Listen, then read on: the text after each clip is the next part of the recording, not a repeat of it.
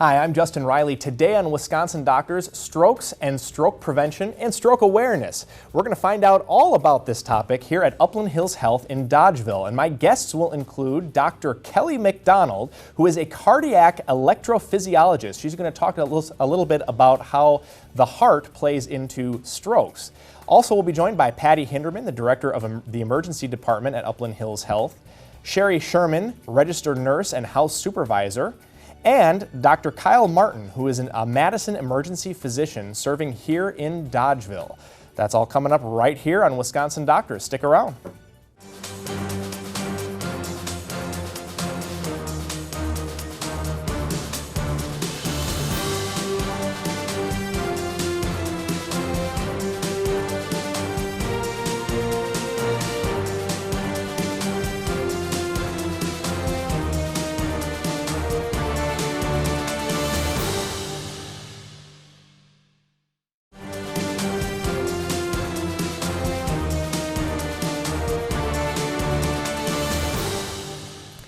And welcome back to Wisconsin Doctors. We're here on location at Upland Hills Health in Dodgeville, and today's topic is cardiovascular health and stroke prevention. And I'm joined now first by Dr. Kelly McDonald. Welcome, Dr. McDonald. Thank you for having me. Yeah, well, good. Thanks for having us here, I should say. Now, you are a cardiac electrophysiologist. Did I say that right? Perfect. Excellent. What does a cardiac electrophysiologist do? A cardiac electrophysiologist is really just a cardiologist who specializes in heart rhythm disorders. So when people think of going to a cardiologist, they think of someone who works on the heart and all aspects of the heart, and then we kind of have two specialties. We kind of jokingly call ourselves the plumbers and the electricians. The plumbers take care of your heart attacks and give you your stents and manage heart failure and things like that. Where the electricians, the electrophysiologists, deal with all things related to heart rhythm, either too fast, too slow, devices like pacemakers, defibrillators, and all of that aspect of the cardiac care. That's really interesting. That's a really good analogy because, I mean, you know, circulation and everything really is at its core plumbing. Mm-hmm. And, you know, the signals that tell the heart to start beating, I mean, those are all electrical based anyway, so. Wow, that's very cool. So now you're a dean specialist, is that right? That's right. Where do you practice? The majority of my practice is in Madison at the Dean Clinic associated with St. Mary's Hospital, because a lot of my practice is in the hospital doing surgeries, rounding on patients in the hospital, and then running a clinic.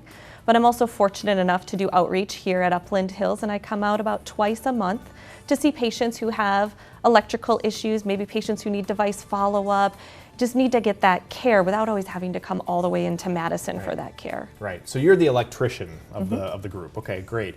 And so you come out here twice a month, so you're on location for a day then? Mm-hmm. Okay. And now you have another way that you kind of get in touch with patients as well. It's sort of like a kind of a Skype type of interface. Can you talk a little bit about that? It is. It's called telehealth, and it's exactly like you think it would be. It's just having a visit with your doctor, but by computer.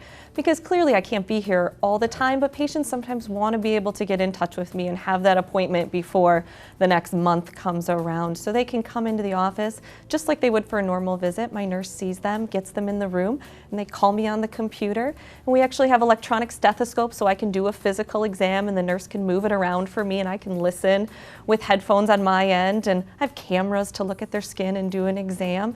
And it's really quite a nice way to interact with patients without them always having to make that trip and give them that instant feedback. That's incredible, though. We have the ability to do that now, that you can actually listen and track their vitals over some sort of interface like that. That's amazing. So they have to go to their doctor to do that then, is that correct? Or they have to go to their clinic to do that? Mm-hmm. They come to my clinic where I would normally have seen them. Sure. And we have the interface set up for them, and so it's one of my nurses that know cardiac care really well, and they can do everything that they would normally do during the visit, except you see me by computer. That is very cool. So today, overall, we're talking about stroke prevention and, you know, the warning signs of stroke and heart attack and so forth. What are some common heart rhythm disorders that you treat? Talk to us about what they feel like, what the symptoms are, and what they are. You know, I treat any kind of heart rhythm disorder, either from the too fast to the too slow, from patients who maybe are having episodes where they're passing out, not making enough heartbeats, to people who are having palpitations and their heart's racing or skipping.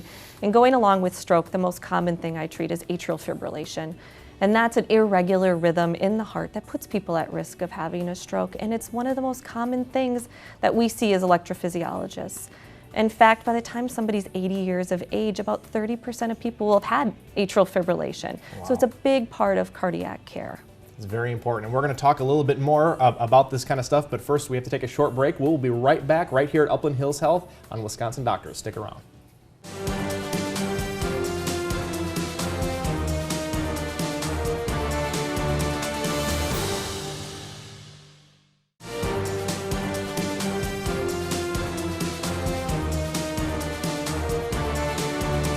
And welcome back to Wisconsin Doctors. We're here on location at Upland Hills Health here in Dodgeville, and we're talking about stroke and different heart symptoms that could lead to, could be part of heart disease. And I'm talking now with Dr. Kelly McDonald. Welcome back. And Kelly, Dr. McDonald is a cardiac electrophysiologist, and we were talking just before the break about atrial fibrillation. What are some of the signs and symptoms that patients should be watching for when it comes to atrial fibrillation? Atrial fibrillation can present in so many ways that sometimes people have a really hard time knowing. The most common symptom is people feel an irregular fluttering in their chest. Some people may say, I feel like I have a fish flopping around in my chest. It's this irregular sensation of something flopping around.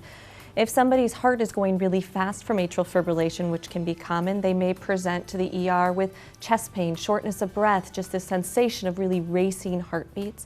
And it may be as subtle as, I can't do what I used to do before, I'm short of breath, I'm tired, I just don't feel right. So it may be as straightforward as, this just doesn't feel like my heart is beating the way it should, but it may be as subtle as, I'm not who I used to be. Sure. And typically when people have these episodes of atrial fibrillation, how long do they last? I mean, what are your patients telling you in terms of how long they last? It's very different in each patient. Some people are what we call paroxysmal, which means they go in and out of it on a regular basis. Some people are in it for a few minutes, some people are in it for days. And then people become more persistent. And so that means that they stay in it for longer periods of time, more days. And it really depends on how symptomatic they are to how much they can tell. I've had people walk in who've probably been in atrial fibrillation for months and just had no idea. It's the ones who are really symptomatic or really going fast that tend to come in and know, gosh, I'm really in it for 2 hours a day and I feel terrible. Wow. They're much more discreet in how their symptoms are. And does that literally change your pulse rate or anything like that? Can you, if you feel that happening in your chest, can you check your pulse to see if your pulse is kind of in rhythm with that atrial fibrillation? So usually what people will feel, sometimes people just feel they're going really fast. Right. For some people who are in atrial fibrillation, but their heart rate is actually still pretty normal, but what they'll feel when they palpate is that it skips around a lot, and they just feel like it's jumping. Some people will put on a blood pressure cuff at the store and the numbers are bouncing all over the place. Even though it's in a normal range, it's 50, 70, 60, it's all over the place. How do you treat? What are the treatments for atrial fibrillation? Well, the big thing with atrial fibrillation is, number one, having two conversations.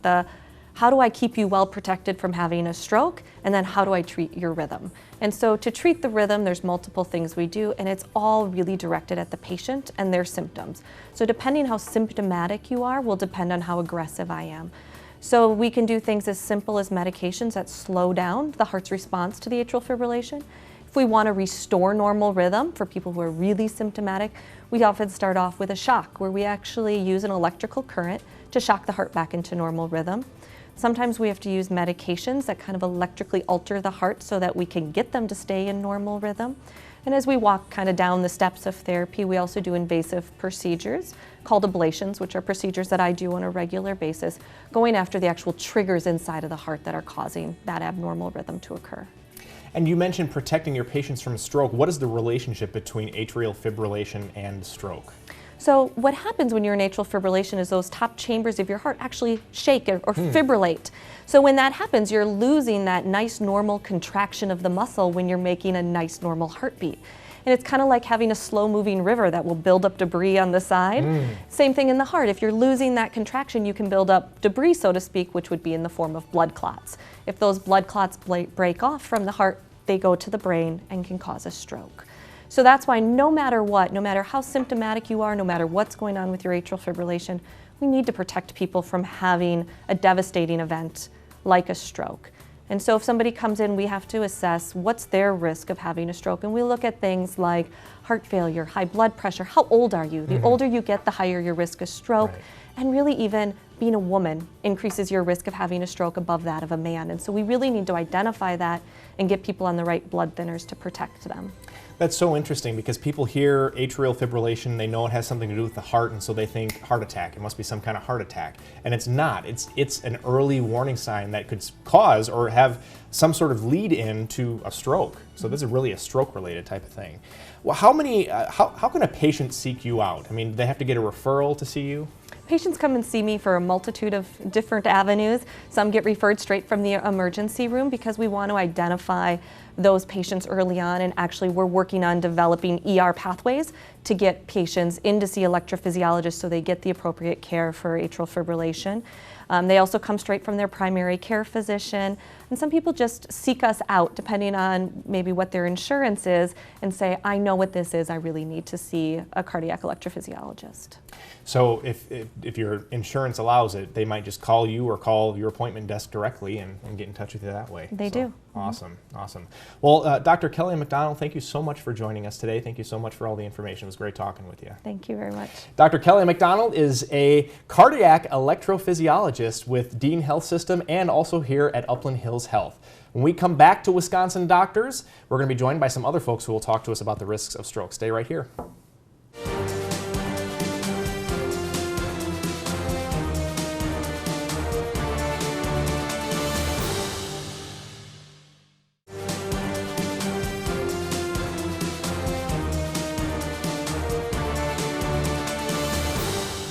And welcome back to Wisconsin Doctors. Today we're talking about stroke awareness, and we are here at Upland Hills Health in Dodgeville.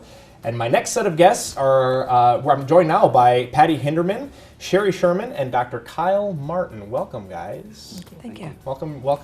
Thanks for having us here, I should say. Dr. Martin, I'm going to start with you. Can you talk to us a little bit about what a stroke is, and is stroke age-related? Sure, yeah. You know, the way I explain stroke to patients is I think patients generally know what a heart attack is, where part of the heart is not getting enough blood supply. A stroke is really a brain attack, where part of the brain is just not getting enough blood supply. That can happen because of a clot that forms at a blood vessel up in the brain. And sometimes it can be from a clot that travels up through the bloodstream, as Dr. McDonald was talking about. Irregular heartbeats can cause clots to form in the heart. They can travel up and cause a stroke too. There's also a rarer kind of stroke called a bleeding stroke or a hemorrhagic stroke. So there are different kinds of strokes. I have had patients as young, unfortunately, in their 20s with strokes. Yeah, so it's an adult disease. But it isn't necessarily a disease just of our elderly patients. It's something that we really need to think about for all ages. Wow. And the folks who experience stroke in their 20s, do you find that they typically have some sort of prior conditions or anything that would maybe for a typical person in their 20s, maybe they wouldn't have? That's correct. Some patients will have, their blood will be too sticky and it'll form clots more easily than it should. Sometimes you can have aneurysms in the brain, and that's a kind of a rare bleeding kind of stroke. And again, those don't typically cause you to have any problems until you have the stroke. And so those can be conditions that, that younger folks can have to cause a stroke. Now, Sherry, thanks for the information, Dr. Martin. Sherry, I want to ask you, how can people spot a stroke? What are the symptoms?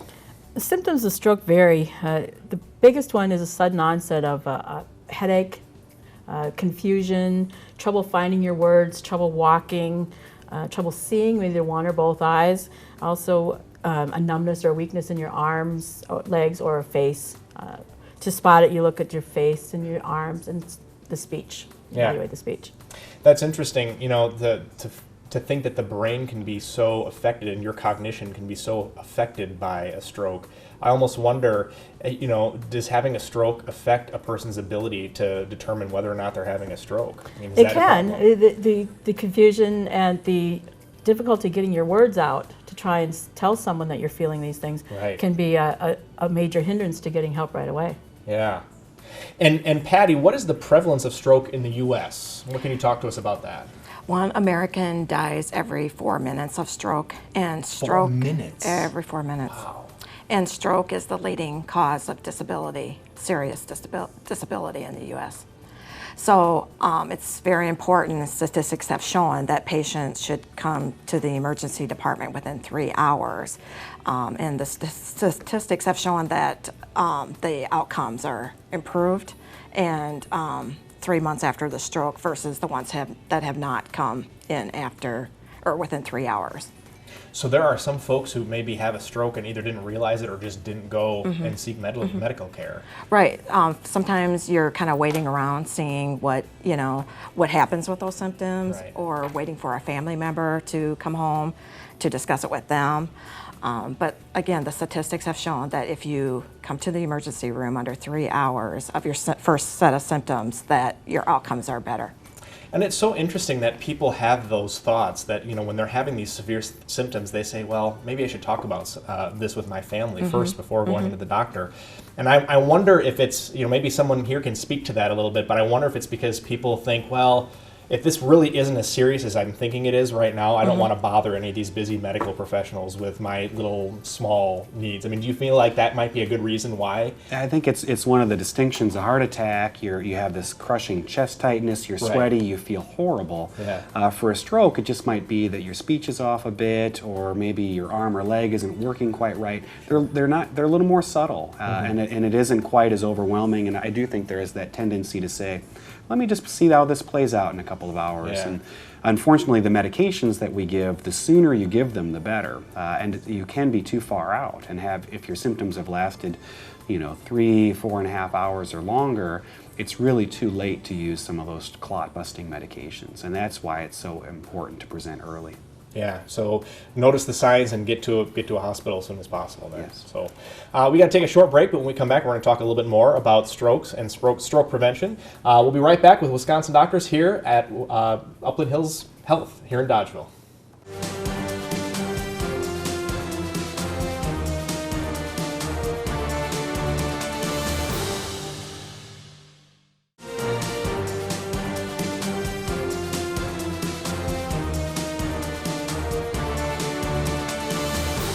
And welcome back to Wisconsin Doctors. We're here on location at Upland Hills Health in the beautiful city of Dodgeville. And we're going to be talking a little bit about strokes today and stroke prevention. We have been talking about that. And I want to start and ask you, Sherry, first of all, talk to us a little bit about what you should do if you're experiencing a stroke. And there's a really great acronym that I've seen on billboards and things like that, FAST. Tell us what FAST means. FAST is an acronym developed to help people spot a stroke. The F stands for face. You look at the person's face, and if you see a drooping or an unequal smile, unequal sense of the mouth, teeth when they line up their teeth, then that could be a sign of a stroke. A stands for arm. You have the patient hold out their arms and close their eyes, and if one arm drifts or is weaker than the other, they can't raise one arm.